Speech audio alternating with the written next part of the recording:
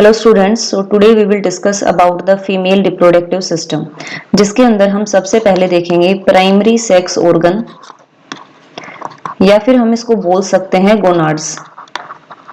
Okay, तो gonads या फिर प्राइमरी सेक्स ऑर्गन वो रिप्रोडक्टिव ऑर्गन्स होते हैं जिनके अंदर गैमीट्स की फॉर्मेशन होती है।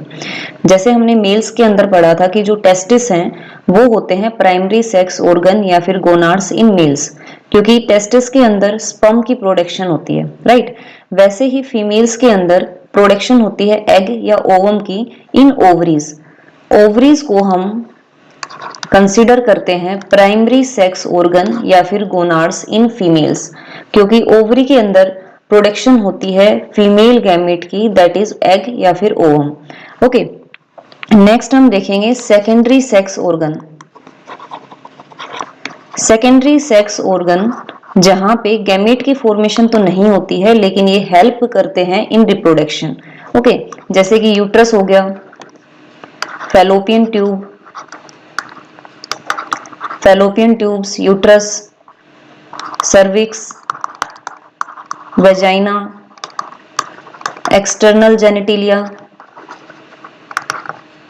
ओके, ये सारे क्या होंगे? Secondary sex organs.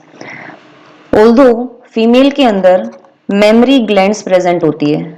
Mammary glands को हम बोलते हैं मिल्क प्रोड्यूसिंग ग्लैंड, राइट। ये भी फीमेल के अंदर प्रेजेंट होती है। तो ये सारी चीजें आ जाती है सेकेंडरी सेक्स ऑर्गन में, जो कि रिप्रोडक्शन में पार्टिसिपेट करते हैं। तो सबसे पहले हम पढ़ेंगे अब ओवरीज के बारे में। सबसे पहले हम ओवरीज के बारे में डिटेल में पढ़ेंगे। First look at this diagram.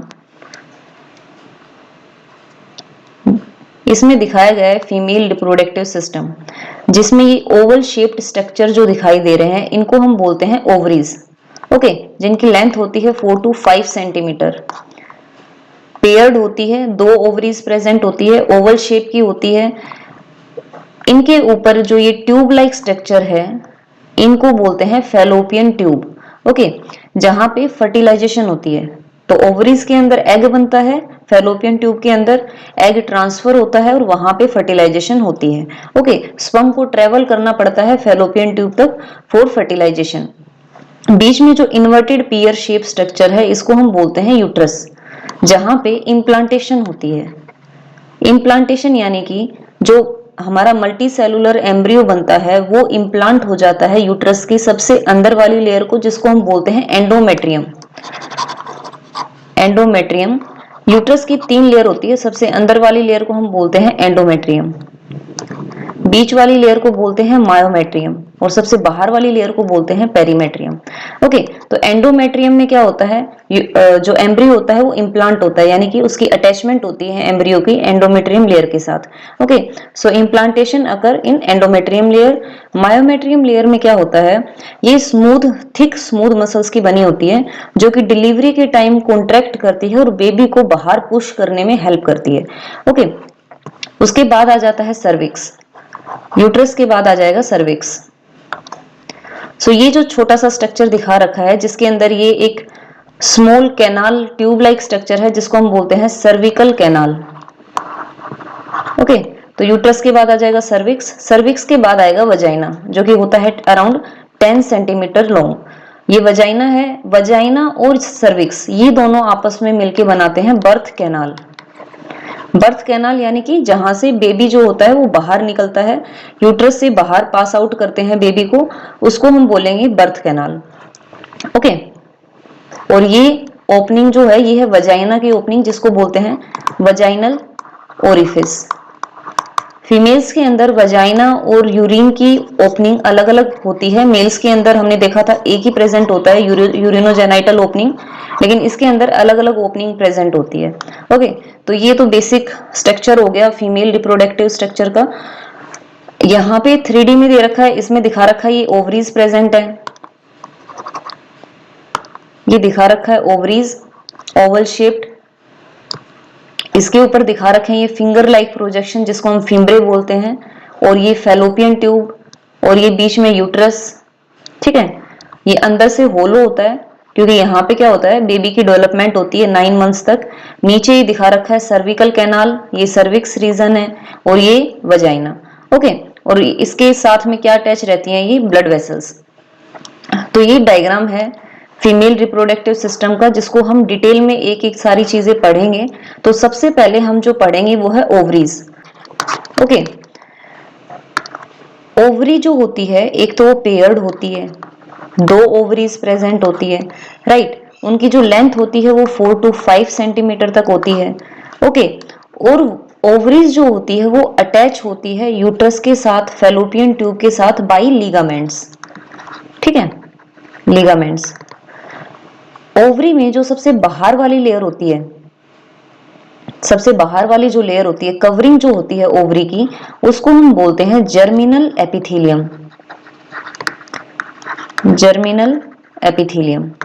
Okay, germinal epithelium के नीचे जो लेयर प्रेजेंट होती है, ये जो लेयर प्रेजेंट है, जो कि जर्मिनल लेयर एपिथेलियम के नीचे प्रेजेंट होती है, उसको हम बोलते हैं tunica albuginea. Tunica albuginea.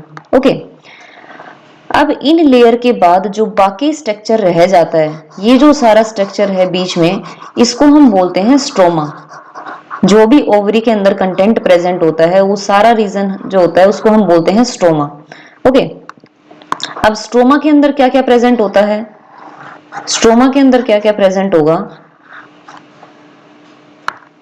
2 reason होते हैं स्ट्रोमा के। एक को बोलेंगे कोर्टेक्स, जो कि हाईली डेंस रीजन होता है, दूसरे को बोलेंगे मेडुला, जो बीच में प्रेजेंट होता है और लेस डेंस होता है।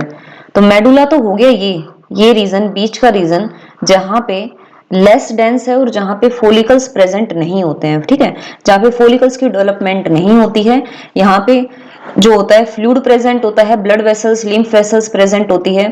लेकिन जो कोर्टेक्स रीजन है, जो कोर्टेक्स रीजन है, जो कि पेरिफेरी पे प्रेजेंट है, वहां पे क्या प्रेजेंट होगा, ये फोलिकल्स की डेवलपमेंट चलती है वहां पे, ये कॉर्पस ल्यूटियम भी बनता है वहां पे।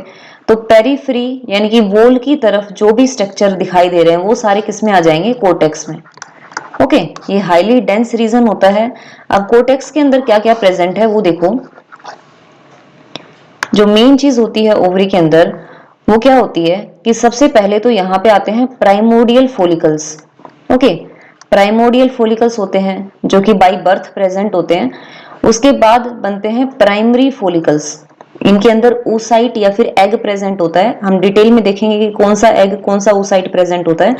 तो प्राइमोडियल फोलिकल से बने प्राइमरी फोलिकल्स, प्राइमरी फोलिकल से बनते हैं secondary follicles. Okay, secondary follicle से बनते हैं tertiary follicles. Tertiary follicle develop होते हैं मैच्योर फोलिकल में, जिसको हम बोलते हैं ग्राफियन फोलिकल।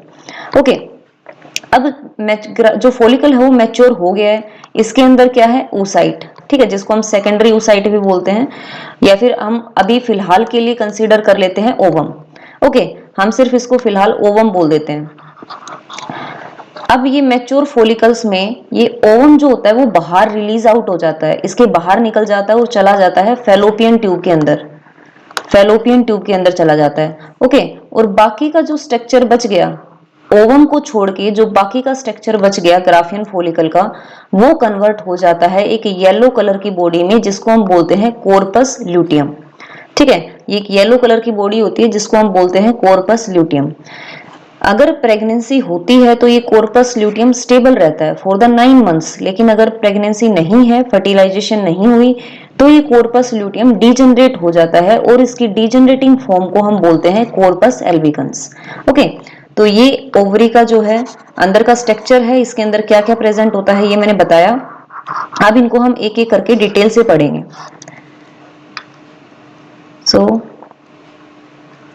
देखो, ओवरी के अंदर हम 2 चीजें साथ साथ पढ़ेंगे, एक तो oogenesis, ओके, और एक फोलिकल की डेवलपमेंट यानी कि follicular development,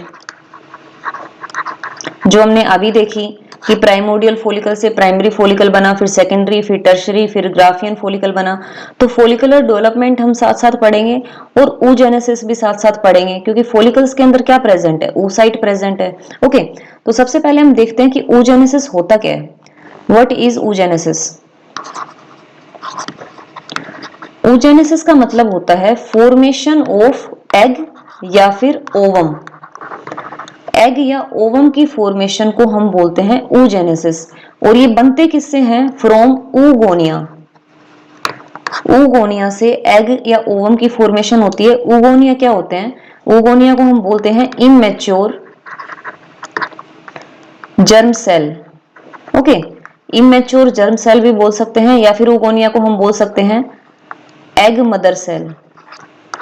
egg mother cell यानी कि जो सेल एग की फॉर्मेशन करते हैं हम उसको बोलेंगे एग मदर सेल। ये सेम वैसा ही है जैसे हमने प्लांट्स के अंदर पढ़ा था पोलन मदर सेल जिनसे पोलन की फॉर्मेशन होती है, वैसे यहाँ पे होते हैं एग मदर सेल जिनसे एग की फॉर्मेशन होती है। ओके, तो formation of egg from oogonia is known as oogenesis, right. तो सबसे पहले क्या आएगा? oogonia। oogonia कैसा होगा? डिप्लॉइड, यानी कि उसके अंदर 46 क्रोमोसोम होंगे, राइट। oogonia के अंदर होती है माइटोसिस।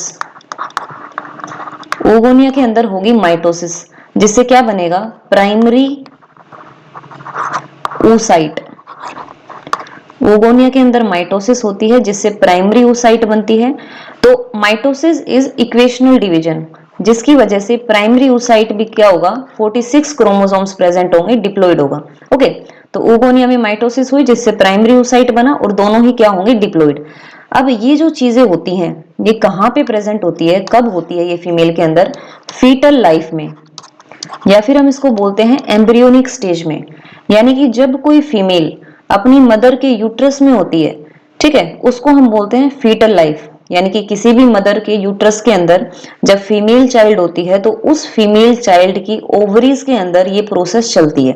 oogonia कन्वर्ट होता है प्राइमरी oocyte में, जिसको किसके थ्रू? माइटोसिस के थ्रू। ओके, तो फीटल लाइफ में ये चीजें चली। अब देखेंगे इस प्राइमरी oocyte का क्या होता है। हमने मान लिया कि ये प्राइमरी oocyte है। ओके, प्राइमरी oocyte है जो कैसा है? एक सेकेंड। ये प्राइमरी oocyte है जो कि कैसा है? डिप्लॉइड। ओके, अब क्या होने लग जाएगा? फॉलिकल्स की डेवलपमेंट भी शुरू हो जाएगी। ये जो प्राइमरी oocyte है इसके ऊपर फ्लैटेंड सेल्स आ जाएंगे, स्क्वेमस एपिथेलियम के फ्लैटेंड सेल्स जिनको हम बोलते हैं, उसकी लेयर इसके ऊपर आ जाएगी। ओके, और इस फॉलिकल को हम नाम देते हैं primordial follicles. Primordial follicles. Okay, तो ये प्राइमोडियल फॉलिकल्स भी कब प्रेजेंट होंगे? फीटल लाइफ में। तो प्राइमरी oocyte के ऊपर ये स्क्वेमस एपिथेलियम की लेयर आई, फ्लैटेंड सेल की लेयर, जिसको हमने अब नाम दे दिया इस पूरे स्ट्रक्चर को प्राइमोडियल फॉलिकल। ओके, अब प्राइमोडियल फॉलिकल किस में चेंज होगा? ये हमारा है प्राइमरी oocyte, ठीक है, प्राइमरी oocyte। ये याद रखना है कि प्राइमरी oocyte हमारा किससे बना? oogonia से। oogonia में माइटोसिस हुई जिससे प्राइमरी oocyte बना, फिर प्राइमरी oocyte के ऊपर ये स्क्वेमस एपिथेलियम की लेयर आ गई तो हमने इसको बोल दिया प्राइमोडियल फॉलिकल्स। ओके, अब इसमें क्या चेंज आएंगे? ये अंदर हमारा primary follicle, primary oocyte, okay, इसके ऊपर एक लेयर आ जाती है। एक सेकेंड,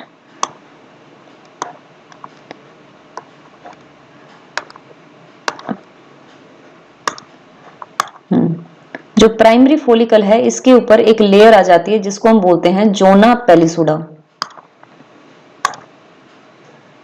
जोना पेलिसुडा, तो यहां पे मैंने दिखा दी जोना पेलिसुडा। ओके, और ये जो सेल थे, जो स्क्वेमस एपिथेलियम सेल्स थे, ये अब चेंज हो जाते हैं कोल्यूमनार सेल्स में। ओके, जो इलोंगेटेड सेल्स होते हैं कोल्यूमनार सेल्स, तो ये चेंज आ जाता है। ठीक है, तो क्या चेंज आया? प्राइमरी oocyte के ऊपर ये लेयर आ गई जिसको हमने क्या बोला? जोना पेलिसुडा। ओके, और जो ये स्क्वेमस एपिथेलियम सेल्स थे वो किस में चेंज हो गए? कोल्यूमनार सेल्स में, राइट, कोल्यूमनार एपिथेलियम में। अब इस स्ट्रक्चर को हमने क्या बोला? Early primary follicle. ओके, इस स्ट्रक्चर को हमने अर्ली प्राइमरी फॉलिकल बोल दिया। अब उसके बाद इसमें क्या चेंज आएंगे? अर्ली प्राइमरी फॉलिकल किस में डेवलप होगा? ये हमारा है प्राइमरी oocyte। ओके, इसके ऊपर लेयर होगी जोना पेलिसुडा, ये हमेशा इसके ऊपर प्रेजेंट रहेगी, इंटैक्ट रहेगी इसके साथ। ओके, अब जो कोल्यूमनार सेल्स थे वो प्रोलिफरेट हो जाते हैं और बना लेते हैं ग्रेनुलोसा सेल्स। अब इसके अंदर बहुत सारे सेल्स आ जाएंगे जिनको हम बोलते हैं ग्रेनुलोसा सेल्स। ग्रेनुलोसा सेल्स, तो मैंने ये इसके अंदर बहुत सारे ग्रेनुलोसा सेल्स ऐड कर दिए हैं। क्या बोलेंगे इनको? Granulosa cells. इस लेयर का क्या नाम था? जोना पेलिसुडा। ओके, और इसके अंदर oocyte कौन सा है? Primary oocyte, right. अब इस स्ट्रक्चर को हम क्या नाम देंगे? इस स्ट्रक्चर को हम बोलेंगे late primary follicle. Late primary follicle. अब देखो, हमने ये 3 फोलिकल्स पढ़े। सबसे पहले हमने पढ़ा प्राइमरी फोलिकल, प्राइमोडियल फोलिकल, जिसके अंदर है primary oocyte, right. Primary oocyte कहां से आया? ऊगोनिया में माइटोसिस हुई इसलिए प्राइमरी oocyte बना। उसके ऊपर ये स्क्वेमस एपिथेलियम की लेयर आ गई तो इस फोलिकल को हमने नाम दे दिया प्राइमोडियल फोलिकल।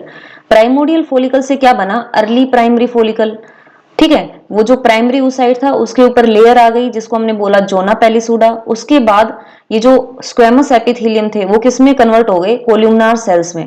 ओके, तो इस स्ट्रक्चर को हमने बोल दिया अर्ली प्राइमरी फोलिकल। और अर्ली प्राइमरी फोलिकल्स के बाद जो स्ट्रक्चर आता है उसको हम बोलेंगे late primary follicle. Late primary follicles में क्या चेंजेस आते हैं? जो कोल्यूमनार सेल है वो प्रोलिफरेट कर जाते हैं और कन्वर्ट हो जाते हैं ग्रेनुलोसा सेल्स में। ओके, तो ये हमारा है लेट प्राइमरी फोलिकल। एक ये चीज ध्यान रखने योग्य है कि ये जो चीजें हमने पढ़ी हैं कि प्राइमोडियल फोलिकल से लेट प्राइमरी फोलिकल का बनना, ये सारी चीजें कहाँ चल रही है? फीटल लाइफ में, यानी कि अभी तक फीमेल चाइल्ड का बर्थ नहीं हुआ है। ओके, ये सारी चीजें फीटल लाइफ के अंदर चल रही है।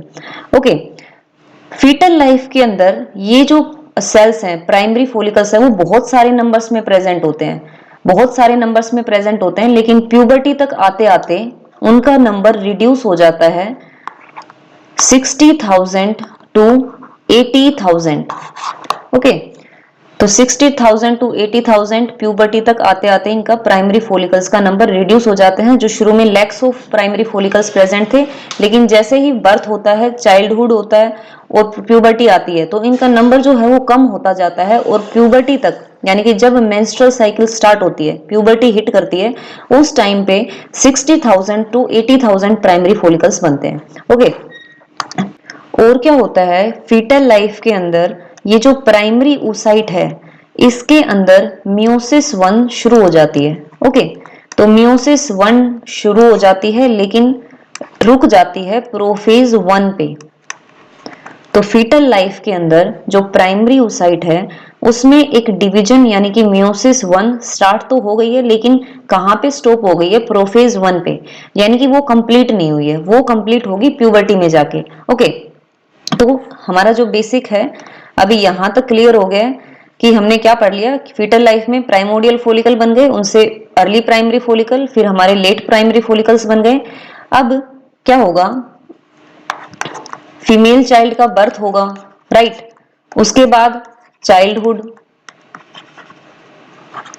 फिर उसके बाद क्या आएगी? प्यूबर्टी, यानी कि 13 टू 14 एज पे प्यूबर्टी आती है। ओके, इस टाइम तक क्या चेंजेस आएंगे कि बर्थ के टाइम क्या प्रेजेंट थे हमारे?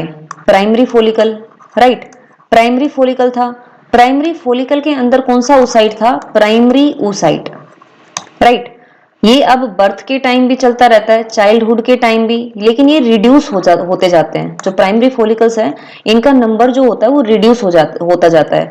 और प्यूबर्टी तक आते आते, यानी कि 13 टू 14th एज तक आते आते हर एक ईच ओवरी के अंदर 60,000 टू 80,000 प्राइमरी फोलिकल्स बचते हैं। ओके, तो अब क्या होगा आगे? प्यूबर्टी पे क्या होगा कि जो हमारा लेट प्राइमरी फोलिकल था उसमें अब चेंज आएगा। क्या चेंज आएगा? देखो, ये है primary oocyte, right. Primary oocyte, उसके ऊपर एक लेयर थी जिसको हमने बोला था जोना पेलिसुडा। ये लेयर है जोना पेलिसुडा, और हमने सेल्स पढ़े थे उसमें ग्रेनुलोसा सेल्स, राइट। अब क्या होगा, ये जो ग्रेनुलोसा सेल्स हैं ये थोड़ा सा, ये ग्रेनुलोसा सेल्स हैं, ठीक है। अब ये थोड़ा सा साइड होते जाते हैं, थोड़ा सा दूर दूर होना शुरू करते हैं एक जगह पे, और एक कैविटी की फॉर्मेशन करना स्टार्ट कर देते हैं, एक कैविटी की फॉर्मेशन करना शुरू कर देते हैं। यहाँ पे मैंने खाली जगह जो बनाई है, इस कैविटी को हम बोलते हैं एंट्रम। फ्लूइड फील्ड कैविटी होती है जो कि बनना शुरू हो जाती है इन सेकेंडरी फोलिकल। ये जो मैंने फोलिकल बनाया है, ये कौन सा फोलिकल, अब secondary follicle, right, secondary follicle. इसके ऊपर जो लेयर होती है, एक लेयर भी बनना शुरू हो जाती है, क्योंकि ये फोलिकल की डेवलपमेंट कहाँ हो रही है, स्ट्रोमा के अंदर, स्ट्रोमा के कोर्टेक्स रीजन के अंदर। तो जो स्ट्रोमा के जो सेल्स हैं वो आपस में कंडेंस होते हैं, कंडेंस होने की वजह से वो लेयर की फॉर्मेशन करते हैं। तो अंदर वाली लेयर की फॉर्मेशन हो रही है ये, जिसको हमने बोला थीका, थीका इंटरना, ओके। और बाहर वाली लेयर, ये लेयर मान लो बाहर वाली लेयर है, जिसको हम बोलेंगे theca externa, theca externa, okay. तो ये हमारा बन गया सेकेंडरी फोलिकल, ओके। तो सेकेंडरी फोलिकल में हमारा oocyte तो सेम है, प्राइमरी oocyte ही प्रेजेंट है। तो जब बर्थ हुई, चाइल्डहुड आया, प्यूबर्टी आई, तब तक हमारा ये प्राइमरी oocyte ही प्रेजेंट है। इसमें मियोसिस 1 जो है वो कंप्लीट नहीं हुई है, स्टार्ट तो हो गई थी फीटल लाइफ में, लेकिन वो रुक गई थी प्रोफेज 1 में, राइट। तो ये हमारा प्राइमरी oocyte। इसके ऊपर जो ये येलो कलर की लेयर है, इसको हमने बोल दिया जोना पेलिसुडा, ओके। और ये जो सेल्स हैं इनको हम क्या बोलते हैं, ग्रेनुलोसा सेल्स। ग्रेनुलोसा सेल्स हमने लेट प्राइमरी फोलिकल्स के अंदर भी पढ़े थे, लेकिन इसमें क्या होता है, जो ग्रेनुलोसा सेल्स हैं वो थोड़ा सा दूर दूर होके कैविटी की फॉर्मेशन शुरू कर देते हैं। इस कैविटी को हम क्या बोलते हैं, एंट्रम, ओके। और जो स्ट्रोमा सेल्स हैं वो कंडेंस होके, उनके फाइबर्स कंडेंस होके दो लेयर की फॉर्मेशन करते हैं। अंदर वाली लेयर को हम बोलते हैं थीका इंटरना, और इसके जो बाहर वाली लेयर है इसको हम बोलेंगे थीका एक्सटर्ना, ओके। और इस फोलिकल को हम नाम देंगे सेकेंडरी फोलिकल। सो ये याद रखना है कि जो सेकेंडरी फोलिकल है वो कब बनता है, प्यूबर्टी पे। सेकेंडरी फोलिकल प्राइमरी फोलिकल से सेकेंडरी फोलिकल कब बना, प्यूबर्टी पे, ओके। अब सेकेंडरी फोलिकल से क्या बनेगा, ऑब्वियसली टर्शरी फोलिकल। उसमें क्या चेंज आएंगे, टर्शरी फोलिकल कैसा होगा हमारा,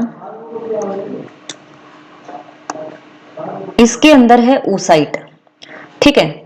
ये देखो हमारा पहले था, अगर ये oocyte को मैं यहां निकालूं, प्राइमरी oocyte प्रेजेंट था, ओके। अब इसमें शुरू हो रही थी मियोसिस 1, मियोसिस 1 कंप्लीट हो जाती है प्यूबर्टी पे। मेंस्ट्रुअल साइकिल में हम पढ़ेंगे कि ओवुलेशन से जस्ट पहले, जब ये एग बाहर रिलीज होता है, उससे पहले मियोसिस 1 कंप्लीट हो जाती है, ठीक है। तो मियोसिस 1 जब कंप्लीट हो जाती है तो बनाती है सेकेंडरी oocyte। प्राइमरी oocyte में हमारे कितने क्रोमोसोम थे, 46, क्योंकि प्राइमरी oocyte बना था माइटोसिस से, ओगोनिया में माइटोसिस हुई, उससे प्राइमरी oocyte बना जिसमें 46 क्रोमोसोम है। सेकेंडरी oocyte बना हमारा मियोसिस से। तो मियोसिस का प्रोडक्ट है, मियोसिस क्या होती है, रिडक्शनल डिवीजन होती है, क्रोमोसोम्स नंबर को हाफ कर देती है। तो सेकेंडरी oocyte में क्रोमोसोम हुए 23, ओके। तो अब जो हमारा टर्शरी फोलिकल है, इसके अंदर कौन सा oocyte प्रेजेंट होगा, secondary, okay, secondary oocyte present होगा। और इसके ऊपर जो लेयर होगी वो ऑब्वियसली कौन सी, जोना पेलिसुडा लेयर होगी, इंटैक्ट रहेगी इसके oocyte के हमेशा। अब यहां पे क्या होंगे, ग्रेनुलोसा सेल्स,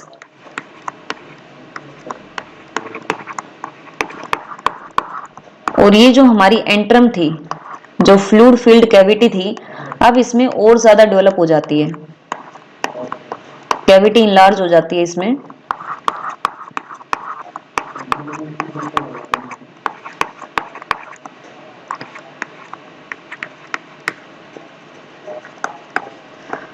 तो इसको हमने बोल दिया एंट्रम, ओके।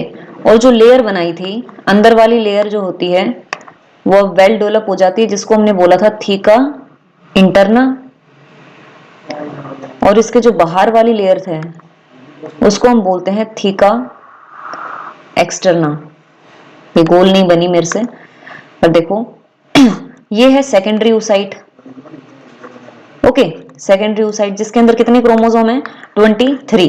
ओके, ये जो येलो कलर की लेयर है ये क्या है? जोना पेलिसुडा, जो कि प्राइमरी oocyte के ऊपर भी प्रेजेंट थी। ये जो है ये हमारे सेल्स हैं ग्रेनुलोसा सेल्स, ग्रेनुलोसा सेल्स। और ये जो कैविटी है, इस कैविटी को हम क्या बोलते हैं? एंट्रम। ओके, और ये अंदर वाली लेयर को हम क्या बोलेंगे? Theca interna.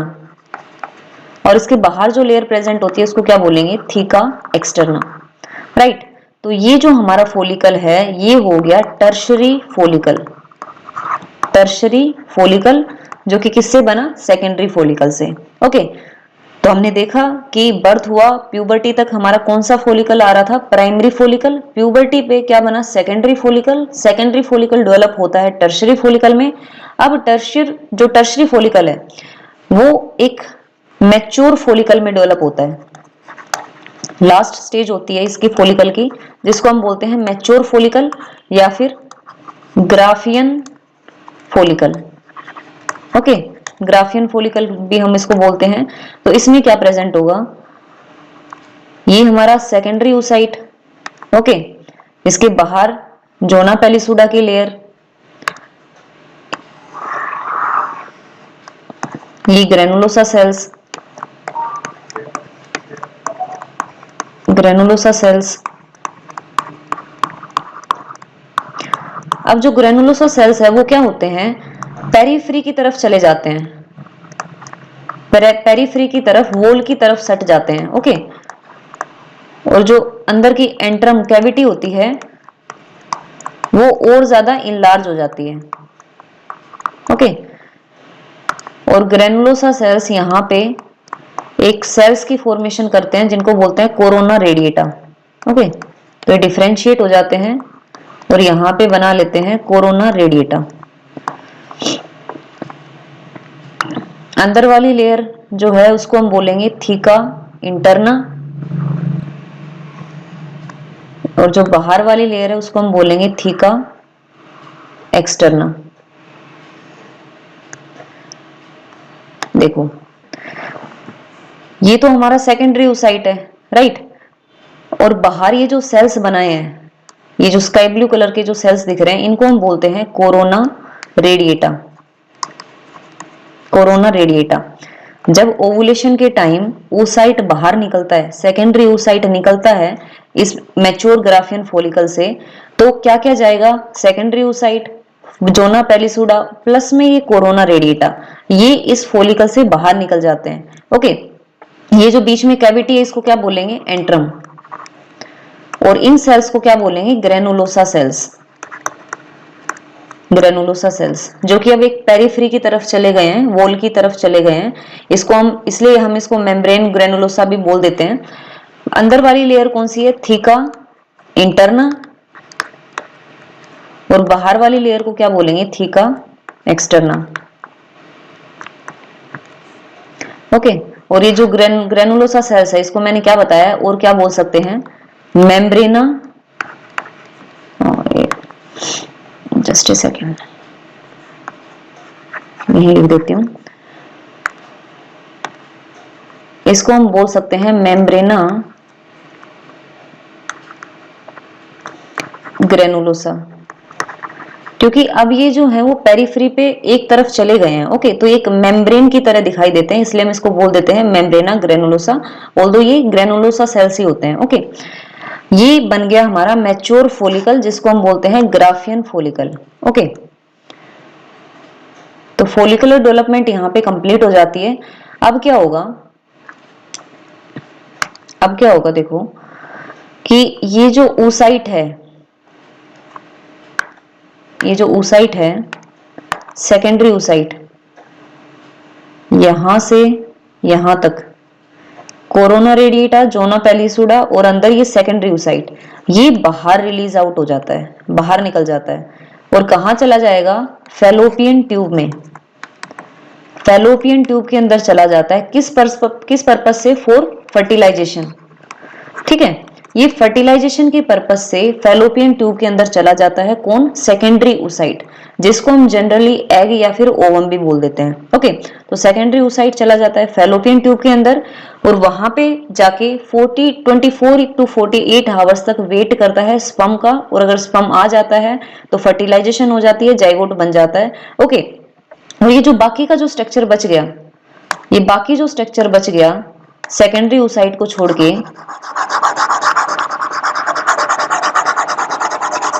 ये बाकी स्ट्रक्चर बना लेता है एक येलो कलर की बॉडी, जिसको हम बोलते हैं corpus luteum. Okay, corpus luteum. Corpus luteum में एक पिगमेंट होता है जो होता है lutein pigment. Lutein pigment yellow colour provide करता है इसको, ठीक है, येलो कलर होता है कॉर्पस ल्यूटियम। अब देखो, कॉर्पस ल्यूटियम के दो फेट हो सकते हैं, एक तो अगर फर्टिलाइजेशन हुई है, यस, या फिर अगर फर्टिलाइजेशन नहीं हुई है यानी कि नो। अगर फर्टिलाइजेशन हुई है तो 9 मंथ्स तक ये कॉर्पस ल्यूटियम स्टेबल रहता है और एक हार्मोन भी रिलीज करता है जिसको बोलते हैं, एक तो प्रोजेस्टेरोन बनाता है कॉर्पस ल्यूटियम, और एक और हार्मोन बनाता है प्रेगनेंसी के टाइम जिसको बोलते हैं HCG, ह्यूमन कोरियोनिक गोनाडोट्रोपिन, जिनको हम डिटेल में पढ़ेंगे आगे। तो अगर फर्टिलाइजेशन हुई है, जाइगोट बना है, इम्प्लांटेशन हुई है, तो 9 मंथ्स तक ये कॉर्पस ल्यूटियम क्या होता है? स्टेबल होता है और ये हार्मोन्स प्रोड्यूस करता है। बाय चांस अगर फर्टिलाइजेशन नहीं हुई है, तो कॉर्पस ल्यूटियम का कोई फंक्शन नहीं रहता है ना, तो वो क्या हो जाएगा? डीजनरेट हो जाएगा, इसका कोई काम नहीं है तो डीजनरेट हो जाएगा। इसकी डीजनरेटिंग फॉर्म को हम बोलते हैं कॉर्पस एल्बिकन्स। तो ये दो फेट होते हैं कॉर्पस ल्यूटियम के। ओके, तो ये फोलिकुलर डेवलपमेंट यहाँ पे कंप्लीट होती है। ये ओवरीज के अंदर देखो यही दिखाया गया है, अब ये डिटेल में आ जाएगा समझ में कि ये प्राइमोडियल फोलिकल थे शुरू में, ठीक है। फिर ये प्राइमोडियल फोलिकल से क्या बने? प्राइमरी oocyte, प्राइमरी फोलिकल्स, और इनके अंदर oocyte कौन सा प्रेजेंट होगा? Primary oocyte। ओके, दोनों के अंदर, प्राइमोडियल फोलिकल के अंदर भी और प्राइमरी फोलिकल के अंदर भी प्राइमरी oocyte प्रेजेंट होगा। ये चीजें कहां तक प्रेजेंट थी? फीटल लाइफ में, फीटल लाइफ में बन गई थी ये। फिर उसके बाद कहां तक गई? बर्थ, फिर उसके बाद चाइल्डहुड, और फिर प्यूबर्टी। प्यूबर्टी तक आते आते इनका नंबर कितना हो जाता है? 60,000 to 80,000 in each ovaries. Okay, फिर प्यूबर्टी पे क्या होता है? ये प्राइमरी फोलिकल्स जो होते हैं वो डेवलप होते हैं सेकेंडरी फोलिकल पे, फिर सेकेंडरी फोलिकल डेवलप होते हैं टर्शरी फोलिकल में, टर्शरी फोलिकल डेवलप होते हैं मैच्योर या फिर ग्राफियन फोलिकल में। ओके, फिर हमने पढ़ा था ये जो सेकेंडरी oocyte है, अब टर्शरी फोलिकल में क्या शुरू हो गया था? सेकेंडरी oocyte, क्योंकि प्राइमरी oocyte में क्या हुई?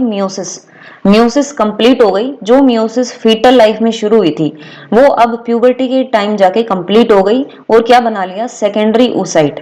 ओके, तो अब हमारा ये मैच्योर ग्राफियन फोलिकल के अंदर भी क्या है? सेकेंडरी oocyte, जो कि बाहर रिलीज हो जाता है, और बाकी का जो स्ट्रक्चर बच गया ये क्या बना लेगा? Corpus luteum. ओके, तो ये इसमें ओवरी के अंदर दिखाया गया है।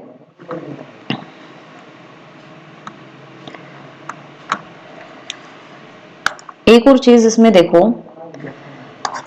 ऑल्दो मैंने बता दिया अभी, लेकिन oogenesis जो हमने पढ़ी है उसमें थोड़ा सा देखो कि स्टार्टिंग में oogonia प्रेजेंट था, है ना। oogonia में क्या हुई थी? माइटोसिस। फिर क्या बना था? प्राइमरी oocyte, प्राइमरी oocyte बना। ये oogonia है, इसमें माइटोसिस हुई तो क्या बने? ये प्राइमरी oocyte। अब प्राइमरी oocyte में क्या हुई? मियोसिस 1, ठीक है। मियोसिस 1 जब हुई तो इसने क्या बना लिया? एक तो बना दिया सेकेंडरी oocyte, इसको हम बोल देंगे सेकेंडरी oocyte। और क्या बनाया इसने?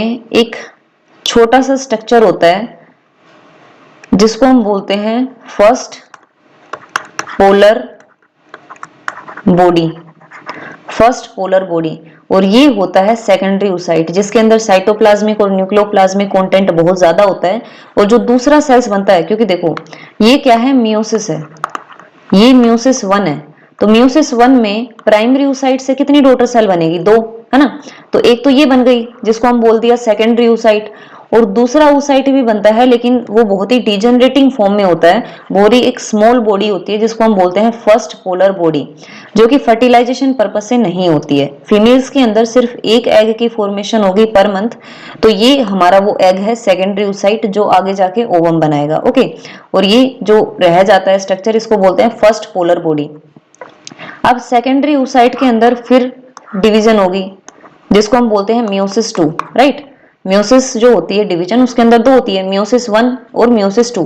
अब मियोसिस 2 के अंदर ये सेकेंडरी oocyte जो है इससे फिर एक सेल बनेगा जिसको हम क्या बोल देंगे, ओवम, राइट, ओवम बोलते हैं जिसको। अब हमने देखा था कि प्राइमरी oocyte से तब सेकेंडरी oocyte बना, ये कब बना, प्यूबर्टी पे, है ना, प्यूबर्टी पे बना, जस्ट ओवुलेशन से पहले, एग निकलने से पहले वो हमारा सेकेंडरी oocyte बन गया। तो जब मैच्योर ग्राफियन फॉलिकल में से जो एग निकला उसको हमने क्या बोला, सेकेंडरी oocyte। अब उस सेकेंडरी oocyte में मियोसिस 2 होती है, और वो कब होगी, मियोसिस 2 होती है तब ये स्पर्म के कांटेक्ट में आता है, तब सेकेंडरी oocyte स्पर्म के कांटेक्ट में आता है, तब क्या होती है, मियोसिस 2 कंप्लीट होती है, मियोसिस सेकंड कंप्लीट होती है, तब सेकेंडरी oocyte स्पर्म के कांटेक्ट में आता है और क्या बना लेता है, ओवम। तो ओवम भी कैसा होगा, हैप्लोइड, सेकेंडरी oocyte भी कैसा होगा, हैप्लोइड, और जो प्राइमरी oocyte था वो कैसा होगा, डिप्लोइड, 46। ओके, तो ओवम जो बना है, जो हैप्लोइड स्ट्रक्चर है, ये क्या बनाएगा आगे, जाइगोट की फॉर्मेशन में हेल्प करेगा। और इसमें भी मियोसिस 2 में भी क्या होता है, एक डॉटर सेल से दो बनेगी, तो इसमें जो दूसरी सेल्स बनती है वो भी डिजेनरेटिंग फॉर्म में होती है, बहुत ही स्मॉल बॉडी होती है जिसको हम बोलते हैं सेकंड पोलर बॉडी। ओके, तो ये होती है oogenesis। अब जैसे ये फर्स्ट पोलर बॉडी है, अगर इसमें मियोसिस होगी भी, ऑल्दो नहीं होगी, अगर मियोसिस होगी तो भी क्या होगा, ये अपने जैसे सेल्स ही बनाएगी, छोटे छोटे सेल्स डिजेनरेटिंग फॉर्म में। ओके, तो उनका कोई फंक्शन नहीं होता है। मेन फंक्शन किसका होता है, ये जो सेकेंडरी oocyte बना है इनलार्ज्ड सेल, और उसके बाद जो ओवम बना है उसमें क्या, उससे क्या होती है, जाइगोट की फॉर्मेशन। तो ये होती है oogenesis। ओके, तो ये हमारा ओवरीज यहाँ पे कंप्लीट होता है। ओवरीज के बाद हम पढ़ेंगे fallopian tube. Fallopian tube, okay,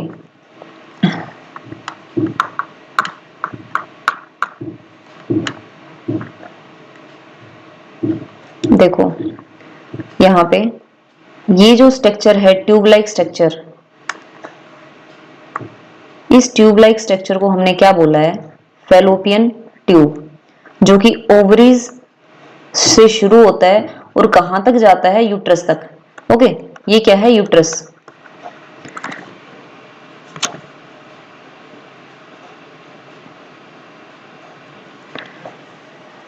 और ये क्या है, ओवरीज। तो ओवरीज से शुरू होता है और यूट्रस तक जाता है, राइट। इस स्ट्रक्चर को हम क्या बोलते हैं, फैलोपियन ट्यूब। अब फैलोपियन ट्यूब के 3 पार्ट होते हैं। जो पार्ट ओवरी के पास होता है हम उसको बोलते हैं इनफंडिबुलम, इनफंडिबुलम। ओके, इनफंडिबुलम के ऊपर ये फिंगर लाइक प्रोजेक्शन प्रेजेंट होते हैं जो ओवरीज को होल्ड करके रखते हैं, इनको हम बोलते हैं फिम्ब्रे। ओके, फिम्ब्रे का काम क्या होता है, ओवुलेशन में, कि जो एग होता है, जब एग रिलीज होता है तो फिम्ब्रे के थ्रू ये कहां पे एंटर कर जाता है, फैलोपियन ट्यूब के अंदर। ओके, इनफंडिबुलम में। अब इनफंडिबुलम जो रीजन है, इसके अंदर जो सेल्स होते हैं वो सीलिएटेड होते हैं, सीलिएटेड सेल्स होते हैं, जिसकी वजह से एग जो होता है, क्योंकि एग नॉन मोटाइल होता है, तो इन सीलिएटेड सेल्स की वजह से एग जो है वो मूव करता है इस रीजन तक। और ये जो ये रीजन है यहाँ, इसको हम बोलते हैं एम्पुला। ओके, ये रीजन है एम्पुला।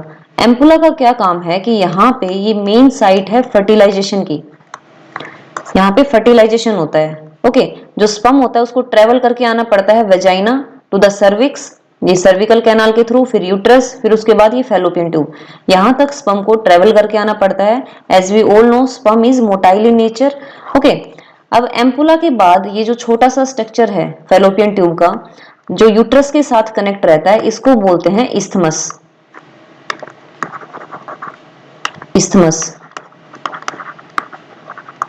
ओके, तो ये 3 स्ट्रक्चर हैं फैलोपियन ट्यूब के। सबसे पहले को हमने बोला इनफंडिबुलम, देन एम्पुला और देन isthmus। तो फैलोपियन ट्यूब का फंक्शन क्या हो गया, एक तो ये ओवम को, जो हमारा सेकेंडरी oocyte है, उसको फर्टिलाइजेशन साइट तक पहुंचाना, यानी कि एम्पुला तक पहुंचाना। फिर उसके बाद एक बार एम्पुला में चला गया और फर्टिलाइजेशन हो जाती है, तो यहाँ पे क्या बन जाता है, जाइगोट। ओके, और वो जाइगोट इस्थमस से लेके यहाँ यूट्रस में आ जाता है, यहाँ पे आ जाता है। क्लीवेज में हम पढ़ेंगे कि जो जाइगोट होता है वो यूनिसेलुलर होता है, फिर उसमें 2 सेल बनेंगे, फिर उसके बाद उसमें माइटोसिस होती जाती है, फिर 4, फिर 8, फिर उसके बाद 16, और जब वो एक मल्टी सेलुलर एम्ब्रियो बन जाता है तो यूट्रस के अंदर जाके इम्प्लांट हो जाता है। यूट्रस की जो अंदर वाली लेयर है एंडोमेट्रियम, जो हमने पढ़ी थी, उसके साथ जाके अटैच हो जाता है। ओके, तो ये पाथ होता है जो फैलोपियन ट्यूब के अंदर से एग के ट्रेवल करने का। तो ये हो गया फैलोपियन ट्यूब के बारे में। वन मोर थिंग, जो फैलोपियन ट्यूब होती है उसकी जो लेंथ होती है वो होती है 10 to 12 centimetre. Okay, 10 to 12 centimetre तक लेंथ होती है। और जो एग होता है वो एक ही ओवरी से रिलीज होता है, आइदर इस वाली ओवरी से रिलीज होगा या फिर इस वाली ओवरी से रिलीज होगा। ओके, दोनों से एग रिलीज नहीं होते हैं एक एक, सिर्फ एक ओवरी से मंथ में एक बार एक एग रिलीज होता है। ओके, तो ये तो हो गया फैलोपियन ट्यूब के बारे में। नेक्स्ट हम पढ़ेंगे यूट्रस के बारे में।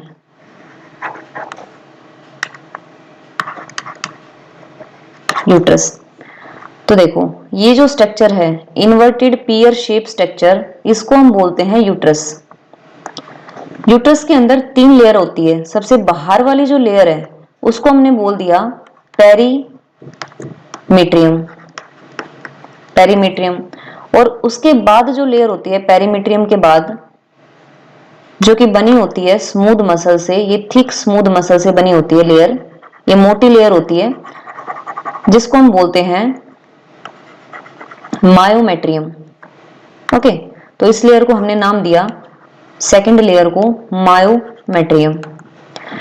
इसका काम क्या होता है, इसका काम होता है कॉन्ट्रैक्शन का।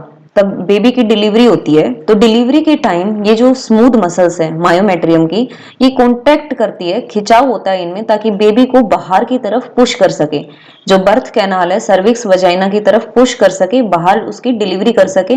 तो मायोमेट्रियम का ये फंक्शन होता है। तो इसका फंक्शन होता है सिर्फ डिलीवरी के टाइम बेबी को पुल आउट, पुश आउट करने में, ताकि ये जिससे किससे होता है, स्मूथ मसल के कॉन्ट्रैक्शन से। जो लास्ट लेयर प्रेजेंट होती है इसमें वो होती है एंडोमेट्रियम। एंडोमेट्रियम लेयर प्रेजेंट होती है यहां पे,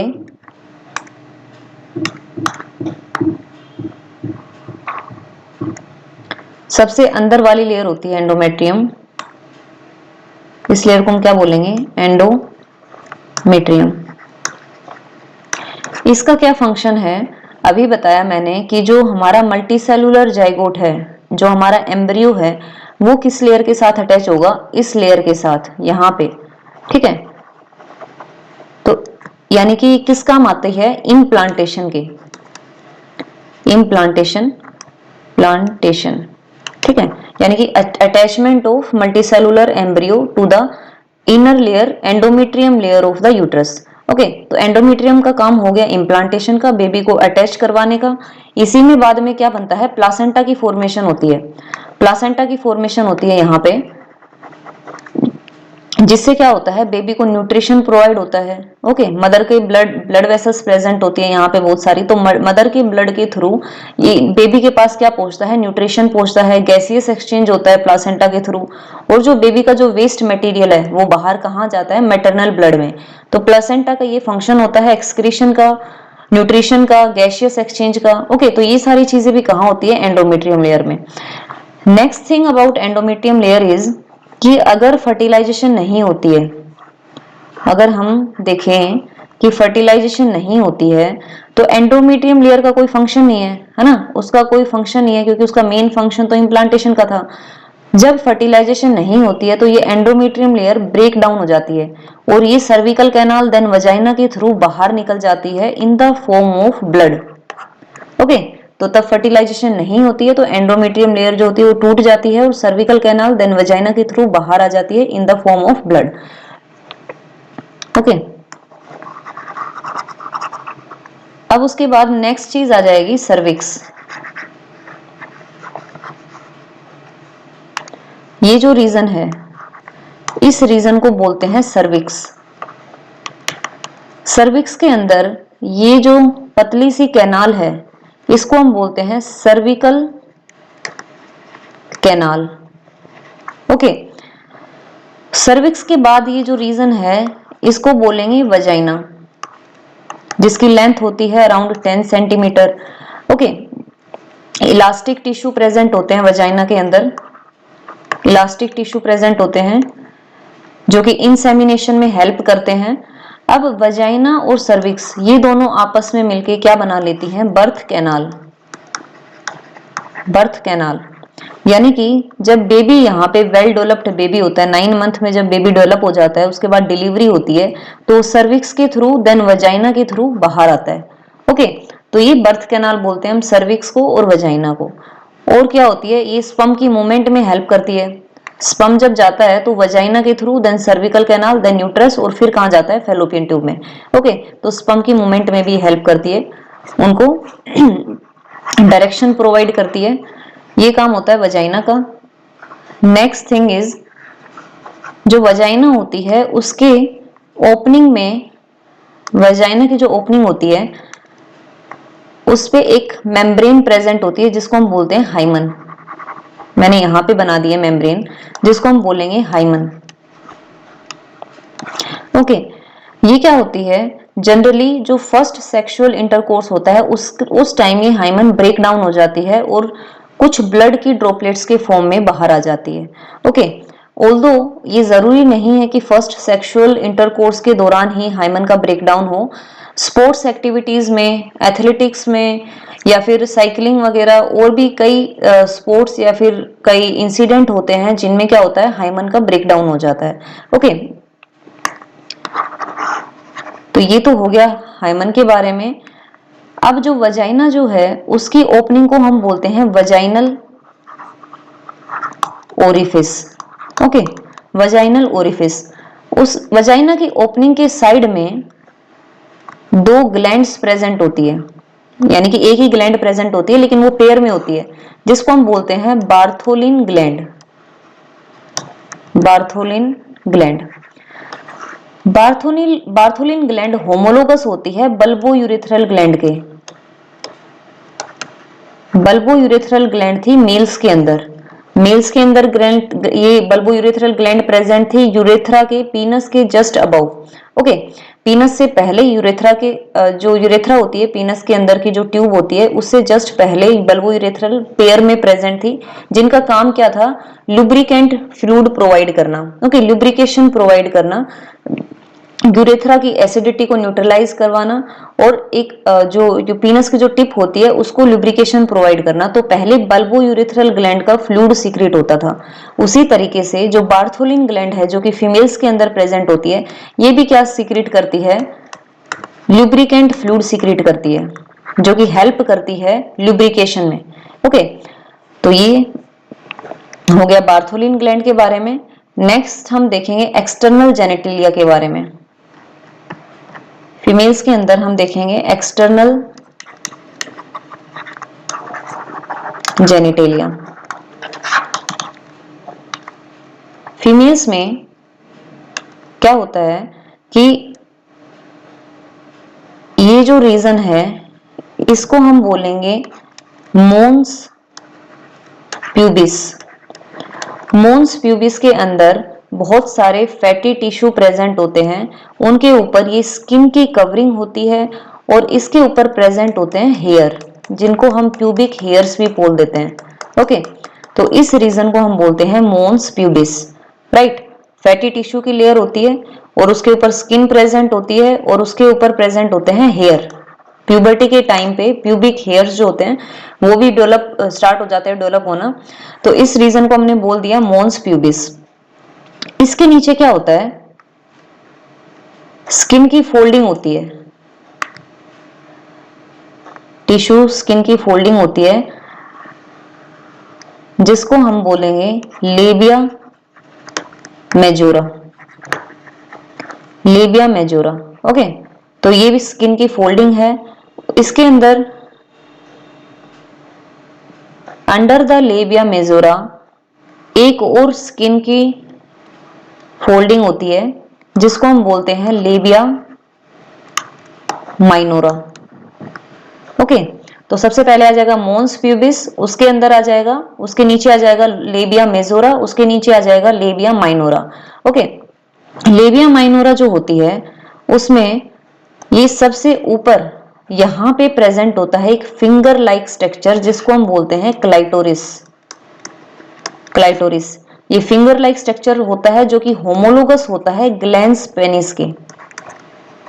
मेल के अंदर जो पीनस होता है उसकी टिप को हम बोलते हैं ग्लैंस पीनस, ओके, जो बहुत ही सेंसिटिव एरिया होता है।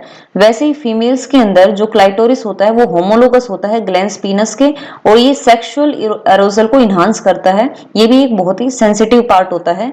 क्लाइटोरिस के ऊपर एक स्किन की फोल्डिंग होती है।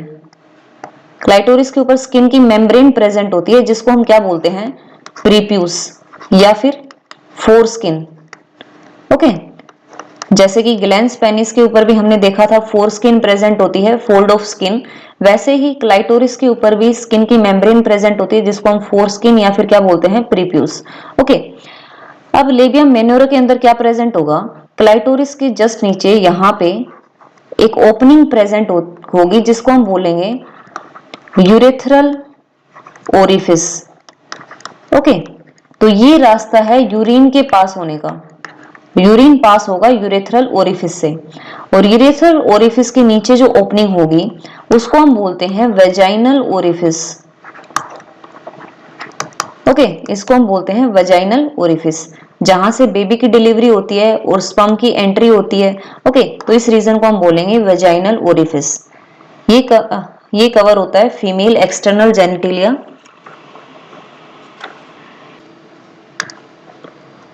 नेक्स्ट हम पढ़ेंगे ब्रेस्ट के बारे में, जिसको हम और क्या बोल सकते हैं, mammary glands, okay, milk producing glands. Females के अंदर ये प्यूबर्टी के टाइम डेवलप हो जाता है। ब्रेस्ट का डेवलपमेंट प्यूबर्टी के टाइम होता है, इसलिए हम बोलते हैं कि ये एक सेकेंडरी सेक्सुअल कैरेक्टर है फीमेल्स के अंदर, ओके। लेकिन जो मिल्क की प्रोडक्शन है यानी कि लैक्टेशन, लैक्टेशन मतलब मिल्क प्रोडक्शन, ये कब शुरू होता है, प्रेगनेंसी के दौरान। By the end of pregnancy milk production start हो जाता है जिसको हम क्या बोलते हैं, लैक्टेशन, ओके। और वो मिल्क जो होता है उसका पर्पस क्या होता है, मिल्क का पर्पस होता है बेबी को न्यूट्रिशन प्रोवाइड करना। जो यंग वन है, जो बेबी है, उसको न्यूट्रिशन प्रोवाइड करना। दूसरा, उसको इन्फेक्शन से बचाना, बीमारियों से बचाना, ओके। क्योंकि जो स्टार्टिंग का जो मिल्क होता है, इनिशियल डेज का जो मिल्क होता है, उसको हम बोलते हैं कोलेस्ट्रम। इनिशियल डेज के मिल्क को हम कोलेस्ट्रम बोलते हैं, जिनके अंदर आईजीजी, आईजीए एंड आईजीएम ये एंटीबॉडीज ज्यादा मात्रा में प्रेजेंट होती है जो बच्चे को इन्फेक्शन से बचाती है, ओके। तो ये फायदा होता है ब्रेस्ट फीडिंग का, इनिशियल डेज के मिल्क का, जिसको हम बोलते हैं कोलेस्ट्रम। जो मिल्क होता है उसकी सीक्रेशन एक हार्मोन से होती है जिसको हम बोलते हैं प्रोलैक्टिन। तो प्रोलैक्टिन हार्मोन क्या करेगा, ये मिल्क की सीक्रेशन में हेल्प करेगा, ओके। तो मिल्क सीक्रेशन में हेल्प किसने की, प्रोलैक्टिन हार्मोन ने। लेकिन मिल्क को बाहर रिलीज करने में ऑक्सीटोसिन, ऑक्सीटोसिन हार्मोन क्या किसमें हेल्प करता है, मिल्क इजेक्शन में। मिल्क इजेक्शन यानी कि ये मेमरी ग्लैंड्स में कॉन्ट्रैक्शन पैदा करता है जिसकी वजह से निपल्स के थ्रू ऑक्सीटोसिन हार्मोन मिल्क को इजेक्ट आउट करवाता है, बाहर रिलीज करवाता है, ओके। तो प्रोलैक्टिन हेल्प करता है मिल्क सीक्रेशन में एंड ऑक्सीटोसिन हेल्प करता है मिल्क इजेक्शन में। अगर हम बात करें कि मिल्क किससे बनता है, मिल्क की प्रोडक्शन क्या क्या होता है मिल्क के अंदर, तो एक तो फैट होते हैं, मिनरल्स होते हैं, विटामिन्स प्रेजेंट होते हैं मिल्क में, लैक्टोज शुगर प्रेजेंट होती है, मिल्क शुगर होती है ये, कैशिन, कैशिन एक मिल्क प्रोटीन है जो प्रेजेंट होता है मिल्क में, और वाटर, वाटर प्रेजेंट होता है, ओके। तो ये सारी चीजें प्रेजेंट होती हैं मिल्क के अंदर। अब अगर मेमरी ग्लैंड्स के स्ट्रक्चर की बात करें, स्ट्रक्चर के मेमरी ग्लैंड्स का जो स्ट्रक्चर होता है उसमें दो चीजें होती हैं, एक तो fat, okay, fatty tissue present होता है, और एक प्रेजेंट होता है ग्लैंडुलर टिश्यू। ग्लैंडुलर टिश्यू यानी कि जो सीक्रेट करवाता है, मिल्क की सीक्रेशन करवाता है और उसको बाहर इजेक्ट आउट करवाता है। तो ये जो स्ट्रक्चर है ये है मेमरी ग्लैंड का।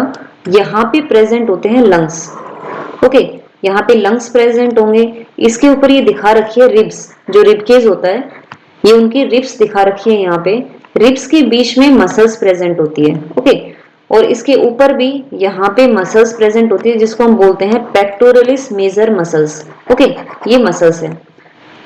अब उसके बाद क्या प्रेजेंट होगा मेमरी ग्लैंड में, एक तो मैंने बताया था फैट, ओके, तो ये जो टिश्यू हैं ये सारे क्या है, फैट। मेमरी ग्लैंड के अंदर ये फैट प्रेजेंट है, ओके। दूसरा मैंने बताया था ग्लैंडुलर टिश्यू। ग्लैंडुलर टिश्यू में क्या प्रेजेंट होता है कि हर एक मेमरी ग्लैंड के अंदर 15 से 20 लोब्स प्रेजेंट होती हैं। 15 से 20 लोब्स प्रेजेंट होती है जिसको हम क्या बोलते हैं, मेमरी लोब्स, ओके। हर एक मेमरी ग्लैंड के अंदर 15 से लेके 20 लोब प्रेजेंट होती है जिसको हम मेमरी लोब्स बोलते हैं, ओके। मेमरी लोब्स के अंदर ये जो दिखा रखे हैं लार्ज अमाउंट में स्ट्रक्चर प्रेजेंट होते हैं जिसको हम बोलते हैं एल्वियोलाई, एल्वियोलाई, ओके। एक एल्वियोलाई को हम बोलते हैं एल्वियोलस, और अगर प्लूरल है, ज्यादा अमाउंट में है, तो उसको क्या बोलेंगे, एल्वियोलाई। आप देखो ये जो दिखा रखे हैं सारे, ये लाइट येलो कलर से, ये सारे क्या है, एल्वियोलाई। एल्वियोलाई का काम क्या होता है कि ये सीक्रेट करते हैं मिल्क। मिल्क सीक्रेशन कहाँ पे होती है, एल्वियोलाई में। तो जैसे मैंने ये बनाया एल्वियोलाई, ये एल्वियोलाई बनाया, ये गुच्छों की तरह प्रेजेंट होते हैं। अब इससे जो ट्यूब निकलती है उसको हम बोलेंगे मेमरी ट्यूब्यूल्स, मेमरी ट्यूब्यूल्स, और ये जाके कॉमन डक्ट में मिल जाती है जिसको हम बोलते हैं मेमरी डक्ट। तो यहाँ पे शो कर रखी है ये mammary duct, okay. Mammary duct के बाद ये जो रीजन है, ये जो रीजन है वाइडर रीजन, इस वाइड रीजन को हम बोलते हैं एम्पुला, ओके। एम्पुला के बाद, एम्पुला के बाद जो डक्ट आती है, ये एम्पुला है, ओके। एम्पुला के बाद ये जो डक्ट दिखा रखी है इसको बोलते हैं लैक्टिफेरस डक्ट, जिसके थ्रू मिल्क जो होता है वो अब जाएगा निपल्स में, निपल्स के थ्रू बाहर इजेक्ट आउट हो जाता है, ओके। तो ये स्ट्रक्चर है, ये पाथ होता है मिल्क सीक्रेशन का और उसके रिलीज होने का। तो सबसे पहले जो मिल्क है वो कहाँ पे बना, एल्वियोलाई, एल्वियोलाई में। उसके बाद कहाँ पे गया, मेमरी ट्यूब्यूल में, फिर उसके बाद गया मेमरी डक्ट में, फिर गया एम्पुला में, ओके। फिर उसके बाद गया लैक्टिफेरस डक्ट में, और फिर निपल, और बाहर रिलीज आउट हो जाता है, ओके। तो ये कंप्लीट होता है अबाउट द मेमरी ग्लैंड्स। तो फीमेल रिप्रोडक्टिव सिस्टम यहाँ पे कंप्लीट होता है, ओके।